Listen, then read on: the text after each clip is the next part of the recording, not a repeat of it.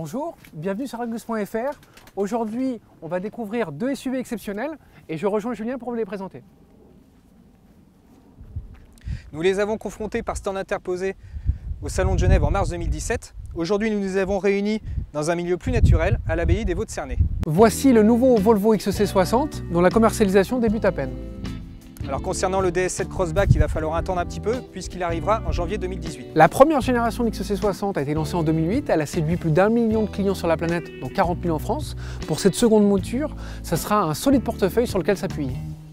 Alors pour le DS7 Crossback, c'est complètement différent puisque c'est le premier SUV européen et c'est également le premier modèle 100% DS.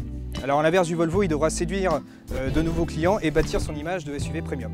Le style du nouveau Volvo XC60, c'est l'école allemande, des lignes pures, sobres, tendues, et en même temps, il y a l'ADN de la marque, avec les feux en forme de T, la calandre, qui donne l'impression d'avoir affaire à un XC90 en réduction. Ça lui permet de monter en gamme et d'affronter sans complexe le trio allemand de référence Audi Q5, BMW X3 et Mercedes GLC. Le style du DS7 Crossback est complètement différent. DS a vraiment choisi d'en mettre plein la vue, notamment avec beaucoup de chrome. Donc on en retrouve ici avec cette barrette chromée, également pour souligner les feux et la calandre. Et puis la dernière signature 100% DS, c'est les feux de jour à LED. Le Volvo XC60 étire ses lignes sur un format de 4,69 m. Alors le DS7 Crossback paraît beaucoup plus ramassé, et c'est normal parce qu'il est plus court, il mesure 4,57 m de long. Vu de dos, le nouveau SUV Volvo reprend la signature lumineuse propre au break de la marque, avec un motif vertical puis horizontal. C'est très original. À l'arrière du DS7 Crossback, on retrouve des similitudes avec Audi, notamment pour la découpe du haillon, des feux arrière. En revanche, il y a quand même des détails qui sont très DS. Alors on retrouve le logo DS ici, on a du chrome sous les feux, également une texture des feux très spécifique, et puis les canules d'échappement qui sont verticales. Le Volvo XC60 est plus imposant que la DS7 Crossback. En revanche, son volume de coffre est plus faible, avec une contenance de 505 litres en 5 places et de 1432 litres lorsque la banquette est rabattue en appuyant sur les touches ici et ici. C'est automatique, c'est très pratique. Le coffre du DS7 Crossback est nettement plus généreux que celui du Volvo, car son volume varie de 555 à 1750 litres. En revanche, le seuil de chargement est un peu haut. Mais petite astuce, comme le Volvo, on peut replier le dossier depuis le coffre.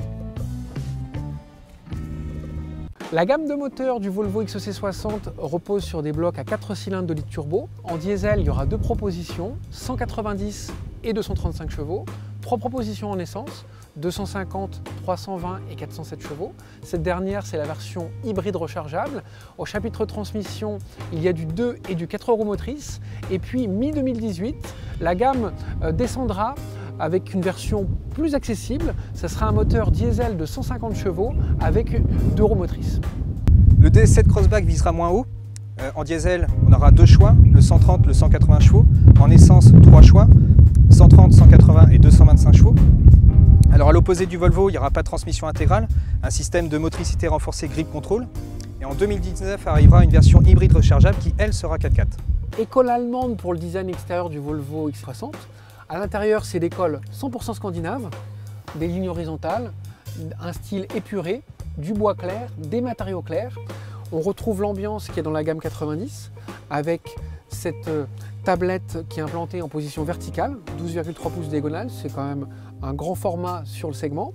Devant le conducteur, il n'y a pas d'aiguille, c'est une dalle numérique, donc là c'est moderne, c'est paramétrable, donc c'est très intuitif. Pour l'ergonomie, un sans faute également, petit levier de vitesse, bouton pour le démarrage, la molette pour régler les modes de conduite, et puis des rangements de ci, de là. C'est simple et c'est efficace. À bord du DS7 Crossback, on est vraiment dans une ambiance qui est complètement différente, qu'on ne retrouve ni chez les Allemands ni dans la Volvo. Alors c'est très soigné, c'est très raffiné, on a du cuir bordeaux sur la planche de bord, également sur la console centrale. Ici c'est la finition la première, donc le plus haut niveau qui sera pour le lancement. Au niveau confort, on a l'écran tactile de 12,3 pouces et également la dalle numérique qui dispose de plusieurs modes. Depuis ses origines, la marque Volvo a toujours été un chantre de la sécurité. Donc ce nouveau Volvo XC60 dispose de nombreuses aides à la conduite, avec en particulier une conduite quasi autonome de 0 à 130 km/h en gérant le régulateur de vitesse actif et le pilote assist. Néanmoins, Le conducteur doit toujours garder les mains sur le volant parce que pour des questions de législation, il en est ainsi. Autre aide à la conduite, un freinage automatique en marche arrière dans le cadre des manœuvres. Il y a également un contrôle de la direction dans le cadre de la détection d'objets et du véhicule dans l'angle mort. Donc au niveau de la sécurité, le XC60 est au top. La DS7 Crossback étraîne les dernières technologies du groupe PSA, à savoir une conduite autonome jusqu'à 180 km/h. Il y a également une aide au stationnement qui gère le volant et les pédales, une caméra infrarouge qui permet de détecter les piétons et les animaux lorsqu'il fait nuit, et enfin une caméra prédictive pour la suspension pilotée car elle permet de détecter les bosses pour améliorer le confort. Le XC60, c'est un SUV familial, mais un véhicule familial qui s'apprécie à 4. À l'arrière, les assises latérales, elles sont creusées comme les dossiers. La place centrale, elle est plus en hauteur, elle est moins confortable, elle est aussi pénalisée par le tunnel de la transmission intégrale. Donc quand on est assis sur ces places latérales, on a beaucoup de place au niveau du toit, au niveau des jambes, et ça c'est une bonne chose.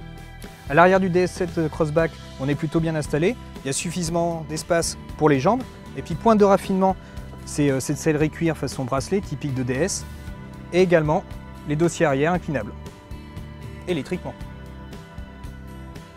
Le nouveau Volvo XC60 transforme l'essai de la première mouture, il est plus haut de gamme, il est plus technologique, il affronte sans complexe l'Audi Q5, le BMW X3 et le Mercedes GLC. Son credo à lui, c'est plus le confort que le dynamisme. Le DS7 Crossback arrive dans la catégorie avec de sérieux atouts, notamment les dernières aides à la conduite. Mais il est quand même plus petit que le Volvo. Oui, mais bon, il offre plus de place à l'arrière et surtout un plus grand coffre. Ses motorisations sont quand même moins puissantes. Oui, mais il sera beaucoup moins cher puisqu'il devrait débuter à partir de 32 000 € environ. Et puis, grâce à la plateforme MP2, il devra allier dynamisme et confort. C'est ce qu'on vérifiera lors des premiers essais en fin d'année. Nous, on vous donne rendez-vous très bientôt sur largus.fr.